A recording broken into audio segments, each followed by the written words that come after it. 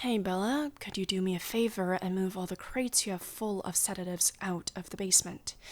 And, I don't know, somewhere else?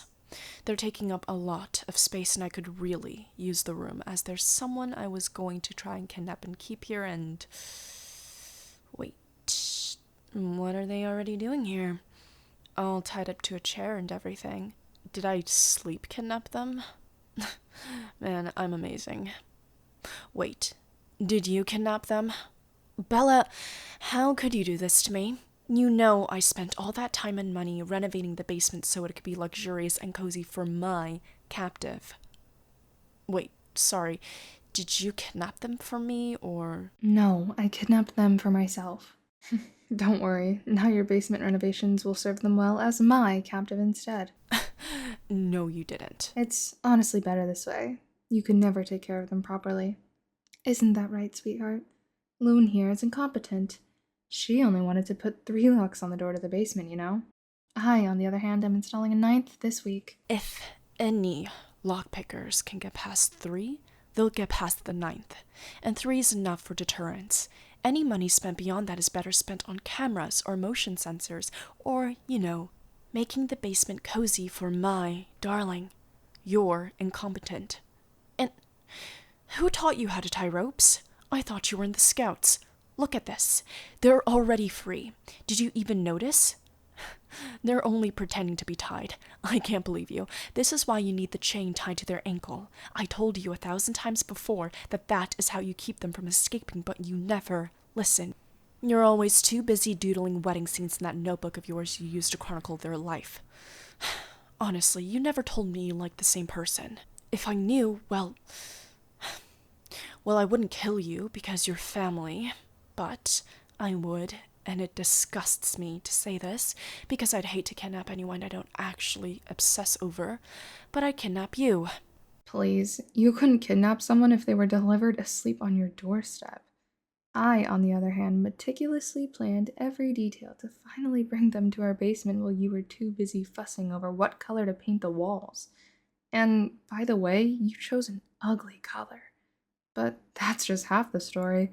Not only are you incompetent, not only do you have bad taste in interior decorating, but you don't even love them 1/10 as much as I do. Listen to me, sweetheart. Loon here has no idea what love really is.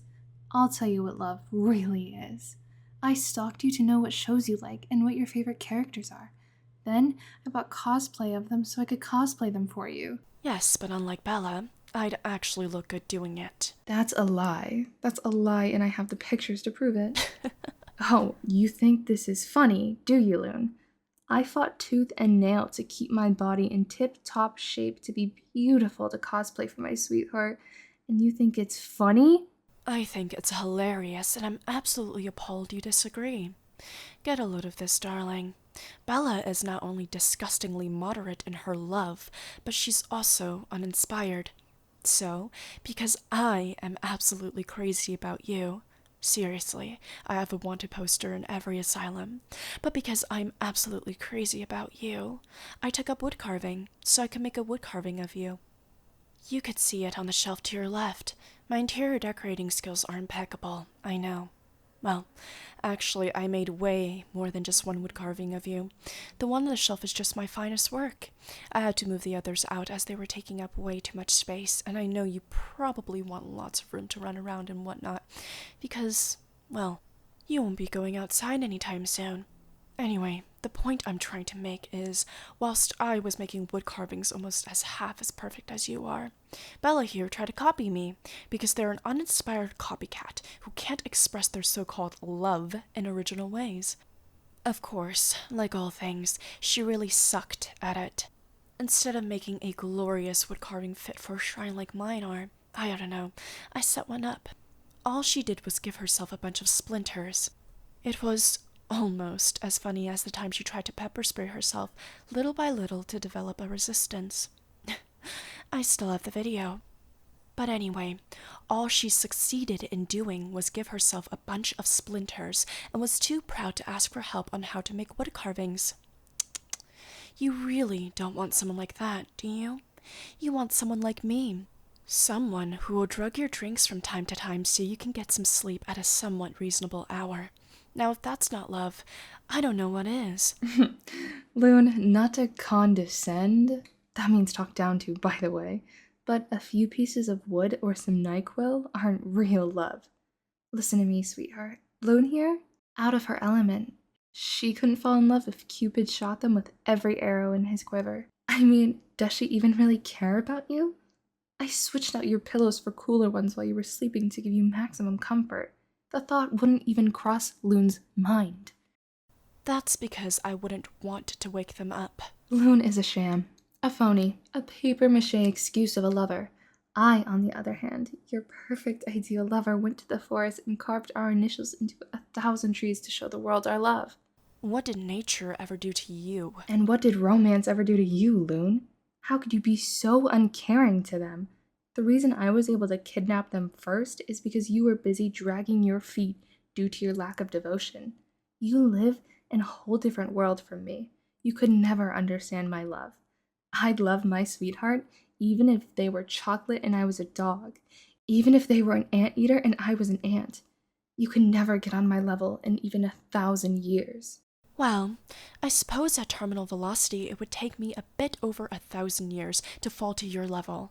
So yes, we can agree on something for once. To illustrate this point, I'll let you in on a little secret. I baked my darling cookies and wrote the names of each and every single one of their friends on every one of them to remind them that I know all of their friends and where they live. And hey, accidents can happen. Especially when you try to run away from someone who just wants to love you, and also just to give them a tasty treat. You can't have any, by the way. You poor, poor fool. You can't protect my sweetheart. You can't protect anything you love. That's why you didn't notice I already ate your cookies. I take back what I said earlier about not killing you because you're family.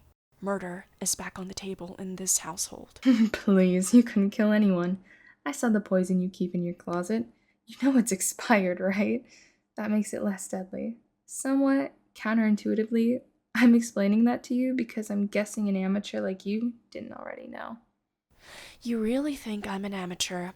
You're the one who didn't notice that I drugged the cookies. In fact, you should be dropping right about now. There we go, darling. Now it's just you and me. No annoying Bella to bother us. What a poser, am I right? Falling for a cheap trick like that. Not like me. I never let her drug me.